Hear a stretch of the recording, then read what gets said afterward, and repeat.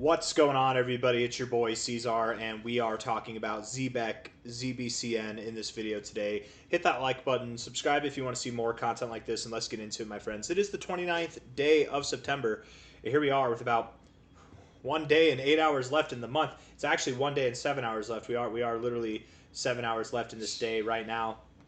Crazy. What a crazy month actually it's been, right? We've got a very big wick to the upside. We're coming down, and it's crazy because overall, with this look on a monthly time frame, you would typically expect to come lower, but we're expecting a bullish breakout out of this range. I think this monthly close is going to be a farce, a false look. It's gonna give us give the bears some false hope, right? That's a pretty bearish candle there. This is a bearish candle coming into this month, but I do think that we're going to have some bullish comeuppance heading our way going into October, November, and December, and throughout the first kind of half of 2026. I really do think that going into Q2, alt season is going to come to a full bloom, and that's when the peak of the cycle is going to be. But we're getting way ahead of ourselves.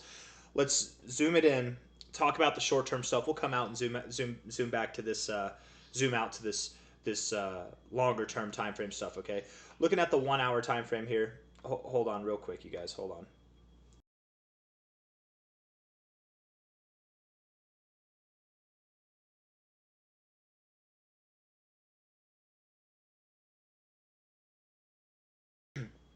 All right, so here we are on our 1 hour time frame.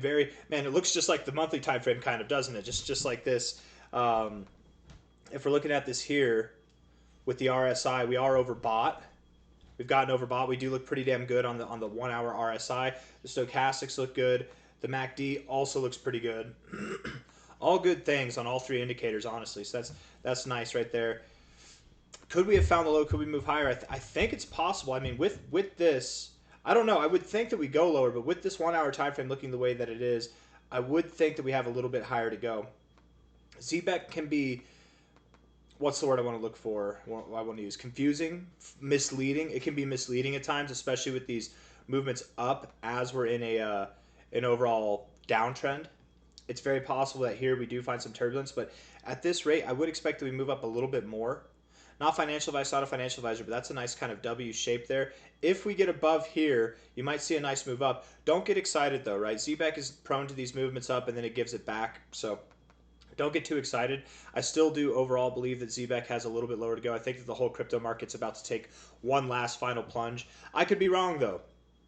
And if I'm wrong, if Bitcoin has found its low, if there is no kind of plunge coming in between now and the end of this month and going into the beginning of October, if I'm wrong on that, it's very possible ZBCN has found its low, and perhaps what we're looking at here on the 1 hour is just the beginning of greater things to come. But again, looking at this 1 hour uptrend, higher lows, higher highs, one could assume even if we maintain a bullish posturing that perhaps we do have lower to go. So I suppose with that, with the stochastics showing a little bit of no bearish divergence, I don't know. I'm really at a standstill here, man. I could very well see you moving up a little bit, a lot of it, and then giving it back, or you could just turn around from here. Let's look at the 4 hour time frame. Maybe there's some more clarity there, because there's a lot going on in the 1 hour time frame that I would say suggests we move higher.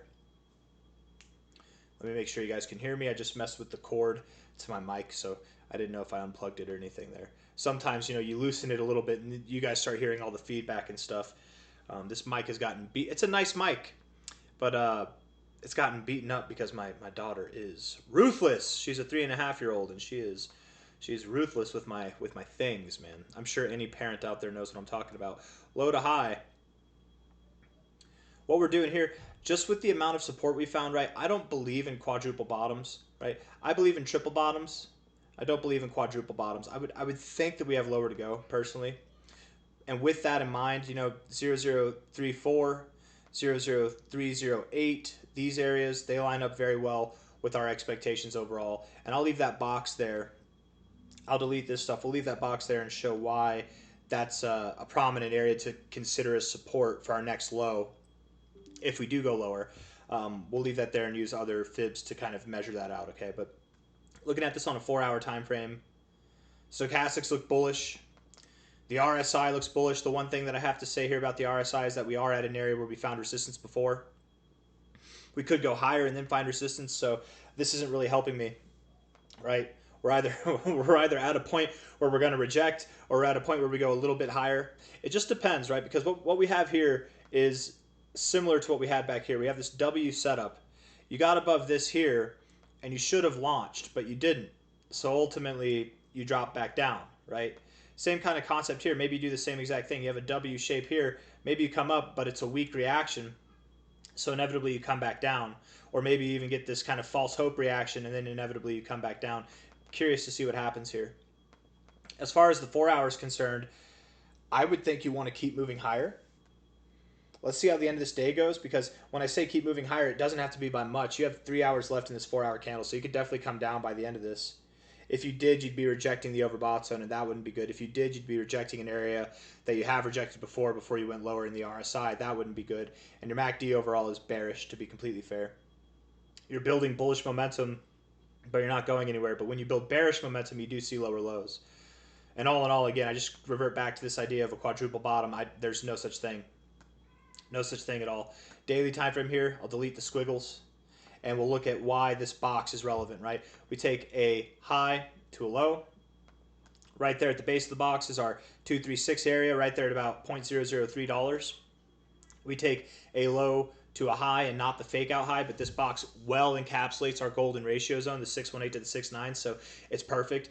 And then of course, beyond just the Fibonacci's themselves, we have prior areas of support down here, which directly intersects with that box right there. Support here, support there, support there. We go all the way back. Guess what? Prior resistance as well back here, all lining up with that little box of glory and tricks. It's our glory box down here, right? It's perfect. It's literally glorious. And it would make the utmost sense that we go down there for those various reasons. I want to see, what about this high to low as well? This fib. All right, we got our golden ratio, 1886200. Lines up pretty well. Where's the... oh, it's just not pulled up yet. Okay, that's fine. Is it right here? There we go. Yeah, maybe that's the one that we had drawn first. I can't remember. Anyways, I would think that we go lower. If you want to invalidate me, if you want to validate the idea that we go higher, I would say what we need is we need a day to close. It's a lot to ask for, right? It's unfortunate because in moments like this, I hate giving these if-then statements whenever it's so far away. But essentially, if I'm invalidated, we have to wait for a 15% pump. You're gonna have to, if you're waiting on my go ahead to say it's time to buy. First off, not financial advice, not a financial advisor. Do whatever you want, anyways. But I'm not going to give the go ahead until we close about 15% higher than we are now. And at that rate, there's still massive amount of growth to be had. At that rate, from your current all-time high, you'd be down 37%. You're still at a massive discount, and you're basically in the center of this overall range. But if you want to buy below the center of the range, now is a fine time. It's just I think that we will go lower. So I have a hard time saying pull the trigger here when I do think we're going to go lower, right? Support in this area before, if we draw a line right here. When you found support here before, kind of in this area, you went a little bit lower, but on a closing basis, you found support right there. Moved up immediately. Moved up immediately. Moved up immediately. Moved up immediately. Grinding. Now you're grinding. When you start grinding, you might get some penetration. You might get some follow through. It's typically what happens. So I would expect that that's what happens, that we do go lower. But it largely does depend on Bitcoin. If Bitcoin can close here or higher by the end of the day, I would start to flip very bullish on the markets as a whole. And at that point in time, that's when this miraculous dump will finally happen, as soon as I flip bullish. Perhaps not. We'll see. There is still a chance that even if Bitcoin closes here that we go lower, but the odds do shift in the favor of this being the low. And if Bitcoin's found its low, Ethereum found its low, I have a hard time being bearish on ZBCN. So it really does depend on what happens between now and really, I think, the end of this month, the end of this day specifically as well. But time will tell. I think the next 36 hours should be interesting, to say the least. And all in all, my friends, I think that we have a dramatically higher level of existence to achieve whenever it comes to the price action here for ZBCN. From a high to a low, the area that I'm expecting is not the primary target zone, right? The primary target zone is the 1272 to the 1618. That's your primary target zone in the Fibonacci extensions. We probably play around here for a bit. We mess around and we continue to grow. I wouldn't expect that it's like this at all, right? In other words, like if we're looking at this, we look at this, we have this kind of a movement here from a low to a high. I doubt that the movement we get in correspondence to this, breaking out of this consolidation range here, I doubt that we get a movement that's a third less or half as big, right? I doubt we stop here. It would make more sense that we go to the next zone. If this is the primary target zone, what does the secondary zone look like? It's from the 1886 to the 2618 right here, right? That's the secondary zone. So something in this area makes a lot of sense to me. That's why the 2-cent target to 4.5-cent target is what we're considering.